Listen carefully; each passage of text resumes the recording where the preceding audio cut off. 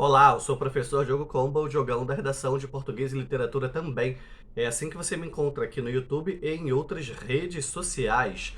Professor Diogo Comba, peço desde já para que você se inscreva no canal, deixe o seu like e ative o sininho. Essas três coisas me ajudam bastante.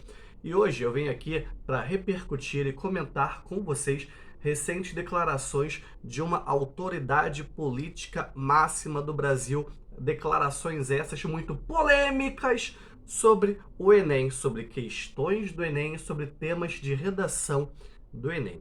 Essa autoridade disse que os temas da redação do Enem eram absurdos, que não tinham nada a ver com nada, certo? Falou também que as questões não mediam conhecimento, esse tipo de coisa. Isso, muito provavelmente, motivado por uma questão de alguns anos atrás que falava sobre o dialeto pajubá da comunidade LGBTQ+, não me lembro agora de qual estado, vocês me desculpem, mas é uma questão bastante interessante, uma questão muito bem feita, inclusive do Enem, que foi criticada injustamente, uma questão muito bem feita de interpretação, certo? Também já teve uma outra questão na prova de ciências humanas, se eu não me engano, falando sobre a Simone de Beauvoir, não sei se a minha pronúncia está correta, não sou um poliglota nem troglodita para falar assim várias línguas, e também uma questão envolvendo os ganhos envolvendo Marta e os ganhos envolvendo o Neymar, né? Duas das maiores estrelas do nosso futebol, uma estrela do futebol feminino, a Marta, e uma estrela do futebol masculino, o Neymar, certo? Isso aí gerou muita polêmica, mas vou focar aqui hoje nos temas de redação. Vou falar com vocês vários dos temas de redação que já caíram no Enem que é aplicado ao grande público, não falando agora do Enem PPL, beleza? Olha só isso. Primeiro Enem, lá em 98, governo Fernando Henrique Cardoso, sabe qual foi o tema da redação? Viver e Aprender. Tinha até uma música do Gonzaguinha como texto de apoio. Segundo tema do Enem, lá em 99, Cidadania e Participação Social. Um tema de caráter social, como a gente pode observar. Terceiro tema, pela primeira vez, um tema de caráter ambiental, falando de desenvolvimento e preservação ambiental. Quarto tema falava sobre o Estatuto da Criança e do Adolescente, mais um tema aí de valor social. O quinto tema, em 2002, falava sobre o voto, justamente num ano de eleições federais, de eleições estaduais, falando sobre o voto por uma parcela grande da população que está muitas vezes na sua primeira eleição. Olha só a importância do Enem fazer isso. Só para lembrar vocês que nessa época o Enem era aplicado mais ou menos em agosto, as eleições em outubro. Olha só isso, né? Colocar milhões de jovens brasileiros para discutir a eleição ali por escrito, documentar tudo isso. Em 2003, o tema foi a questão da violência, como mudar as regras desse jogo. Em 2004, liberdade de informação versus abusos dos meios de comunicação. Em 2005, a questão do trabalho infantil. E em 2006, o poder de transformação da leitura. Aí a gente vê 2003, 2004, 2005, 2006, primeiro governo Lula, segundo governante já com o Enem aí, como a gente bem sabe. 2007, o desafio de se conviver com as diferenças no segundo governo Lula.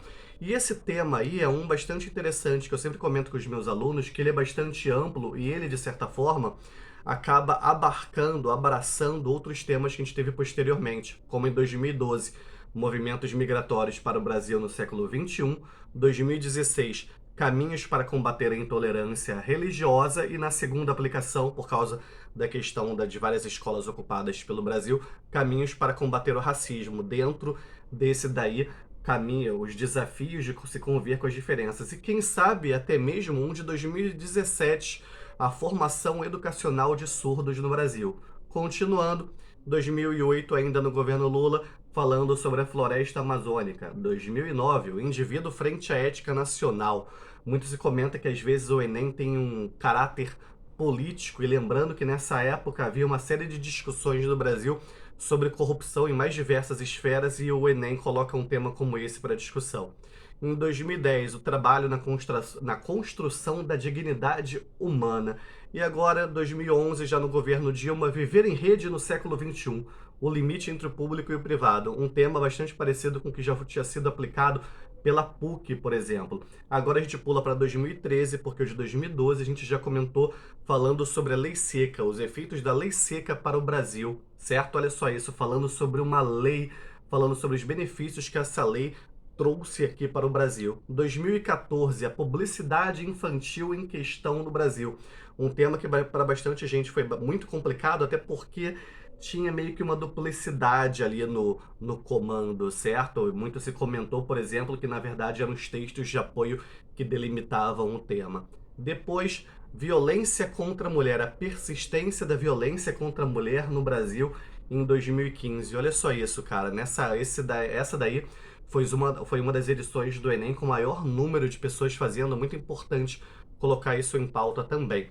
2018, ano de eleição, muita gente comentou, muito se comentou que era algo que estava acontecendo bastante naquelas eleições, a questão das redes sociais, dos aplicativos de comunicação, a manipulação de dados na internet, de alguma forma, muitas vezes alienando e controlando o indivíduo. 2019, já aí a gente tem um Enem sob o governo Bolsonaro, a questão do cinema no Brasil, o acesso ao cinema no Brasil. Em 2020, o estigma relacionado à saúde mental, às doenças mentais no Brasil, certo? A gente está agora onde? A gente está em 2021. A recente declaração do ministro da Educação disse é o tema mais livre. Cara, uma declaração muito infeliz dele, né?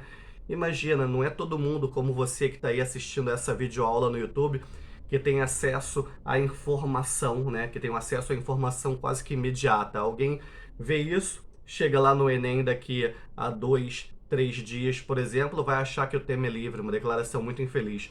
A própria autoridade que eu citei indiretamente aqui no início do vídeo já disse que não viu a prova, que não foi bem assim, mas a gente sabe, né? Momento muito complicado para dar esse tipo de declaração, certo?